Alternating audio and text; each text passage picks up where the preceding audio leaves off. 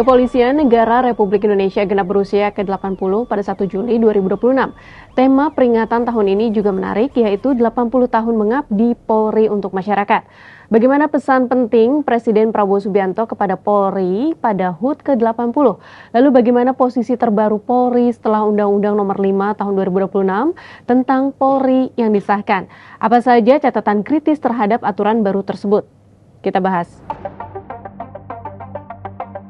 Kepercayaan rakyat.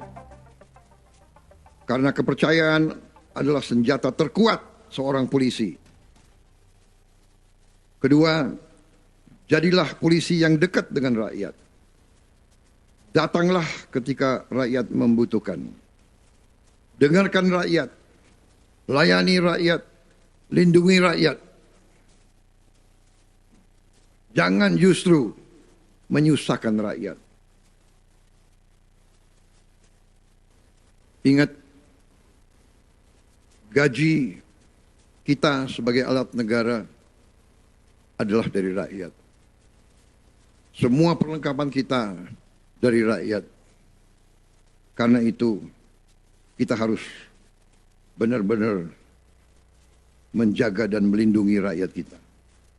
Ketiga, tegakkan hukum dengan adil.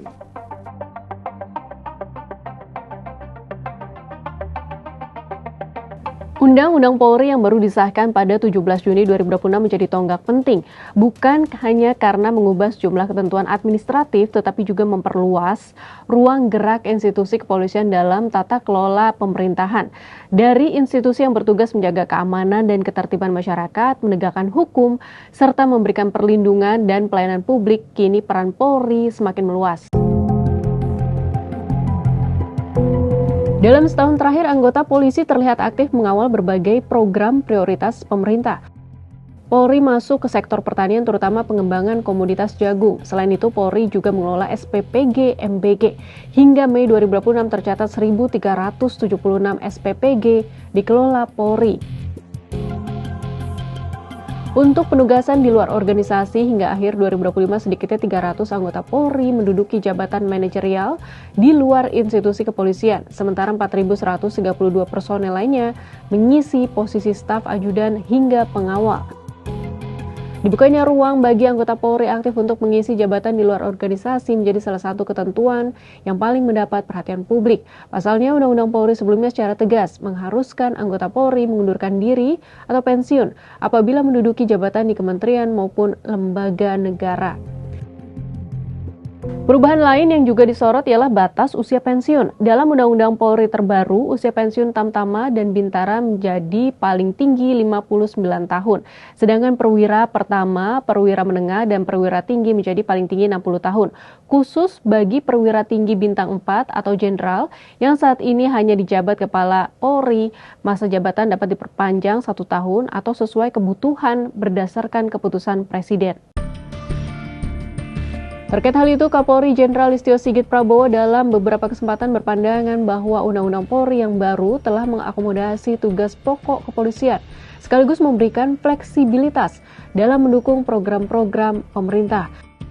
Menurutnya, dukungan Polri menjadi penting di tengah tantangan instabilitas politik dan ekonomi global.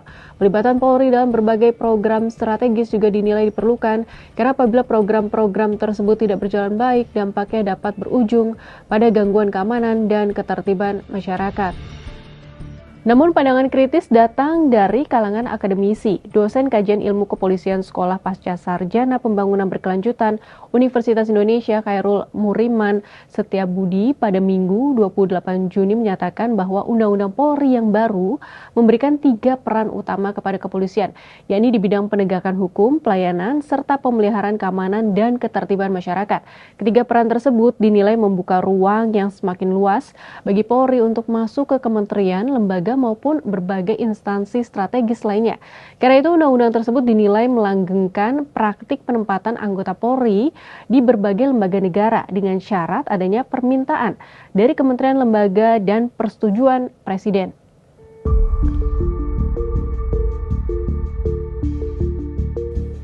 Sementara itu, pakar hukum tata negara dari Universitas Brawijaya, Aan Eko Widiarto menilai ketentuan yang paling mengkhawatirkan adalah perpanjangan usia pensiun Kapolri.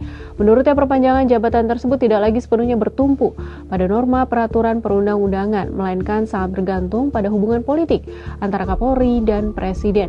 Kondisi ini dinilai berpotensi memperbesar ruang subjektivitas Presiden sekaligus meningkatkan bias politik.